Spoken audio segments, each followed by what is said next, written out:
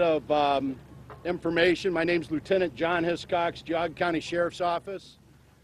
The media that comes here this evening, this parking lot will be made available to your vehicles. We want you to make note, the phone number we want you to call to get onto a list for emails for press releases to be sent out to you would be 440-279-2009, extension 4. That will get you through to our records department. They're going to want your name, a phone number, and an email address so we can keep you informed of everything that's going on.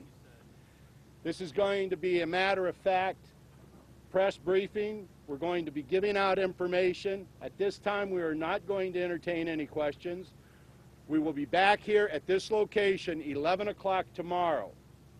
That being said, I want Sheriff Dan McClellan, Geauga County Sheriff, come up. Good afternoon, Dan McClellan, Geauga County Sheriff's Office. Several years ago, the Chardon School District and local law enforcement began conducting drills, training, practice, if you would, for an event just like occurred today. As a result of that, we were well prepared for the response. Local law enforcement, the Chardon City Police Department, Sheriff's Office, and members of agencies all around us got the call and responded quickly and rapidly to today's event. As a result of that training, that practice, if you would, law enforcement was quickly placed inside the school upon arrival, and we believe that that helped to lessen the tragedy that occurred. Unfortunately, much had occurred prior to law enforcement's arrival. I'd like to bring Joe Bergantz, Chardon School Superintendent, forward to speak as well. Joe Bergantz, Chardon Local School Superintendent. First of all, I'd like to thank our law enforcement for working with us so diligently over the last couple of hours. Nonetheless, our heartfelt sympathy goes out to the 5 victims in the case. There's really not a lot you can say when you're responsible for the safety of 3,100 kids, other than the fact that we're going to do the best we can to make sure that our schools continue to be safe. We're going to continue to work with law enforcement. We do have grief counselors available as we speak at our middle school from 3 o'clock until 8 o'clock tonight. We have organized a candlelight vigil at St. Mary Church across the street tomorrow night at 7 o'clock. We will have counselors available for obviously for the victims and their families. We have school personnel sure that we maintain that connection from our school personnel to the victims and their families. We're also making sure that those grief counselors are available to the kids in the immediate vicinity where the incident took place, as well as to our teaching staff, our professional staff, bus drivers, etc. So the next couple of days we'll be focusing heavy duty on some of our grief counseling, and then obviously subsequent sessions after that. Classes will be canceled for the entire Chardon schools tomorrow, so there will be no students in attendance, and I'm asking that our teachers and our faculty and all support staff, with the exception of about 5 maintenance people in case we need access to the buildings, we want them to stay home and spend some time reflecting on family. And I hope every parent, if you haven't hugged or kissed your kid in the last couple days, you take that time. Thank you. And again, it's a sad day for us here at Chardon Schools. I'll introduce our police chief and good friend of mine, Tim McKenna. Thank you. My name is Chief Tim McKenna. I'm the police chief here in Chardon, Ohio. At 07:38 this morning, our first 911 call came into our station. Shots fired at Chardon High School, 151 Chardon Avenue. Immediately, the units that were on, as well as myself and numerous other law enforcement agencies, were responding to our scene. Information received upon my arrival was that the shooter had left the building. At that point, Our team went right into the door to advise the EMS to get in and start assisting with the injured students. I want to assure the Chardon community and the neighboring communities we are safe. We have done diligent work up to this point, and our work is not done, okay? I do want to give the news media here an update. Currently, we have one deceased student. His name is Dan Ponemer, and I'll spell that last name. It's Parmemertor.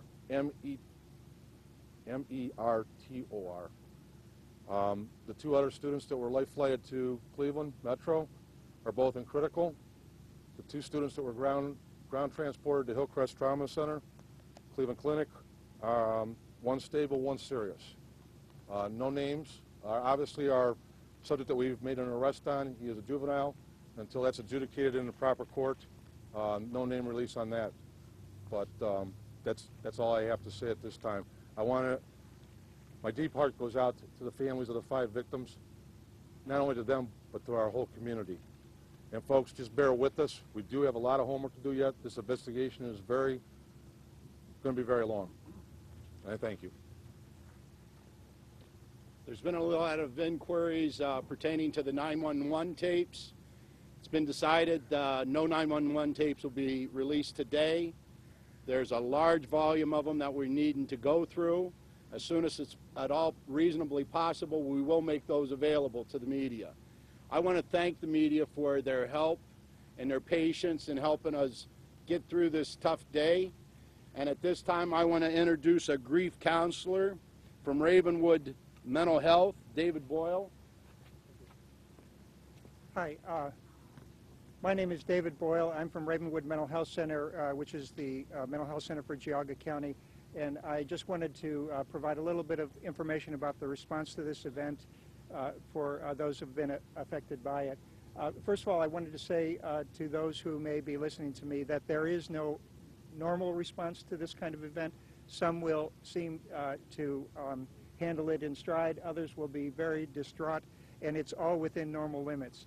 What we'd like to say to you is that it is our opinion that it's best for you to talk about and deal with these events as soon as you can after the event, and thereby reduce the long-term impact of this terrible tragedy.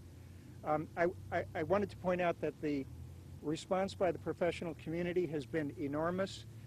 In addition to people that we have here from my agency, the other Geauga County agencies are here, Catholic Charities, Lake Geauga Recovery, Family Pride, and as well as many agencies from around Northeast Ohio, Recovery Resources, Beachbrook, and Belfair. I had a call this afternoon from university hospitals, and they've offered to help with whatever's needed. So I want to say to all those that are affected, there are plenty of expert professionals to help you deal with this situation. Please take advantage of it. And then one last thing, some will find that this sort of event is apparently taken in stride at first, and long after the uproar over the situation has died down, begin to suffer. We will be there next week, next month, or next year. Please call us and ask to speak to someone if you find emotions or depression or anxiety coming up in relation to this event or any event. But now, finally, just 2 last things. I know the schedule is kind of being built as we go along. There is grief counseling here till 7 p.m., I believe, and as long as necessary, of course. We'll be back at the schools tomorrow at 10 and at 4 p.m., and then in the schools later in the week. And I would like to mention to Geauga County residents, in the front of the Geauga County phone book is a number called the COPE line, 440-285-5665. We answer it 24 hours a day and have professional staff on around the clock and are available to respond. Thank you. Again, I'd like to mention the phone number to get on the mailing list for our emails, for your updates, for the press releases, 440-279-2009, extension 4. That will get you to our records department. We want a phone number, we want an email address, and a name. And then as press releases are provided by the Chardon PD, we'll be more than happy to disseminate them out. Again, we'll be here tomorrow, 11 a.m. in this parking lot. Your vehicles, more than welcome. The school has opened this parking lot up here for your vehicles.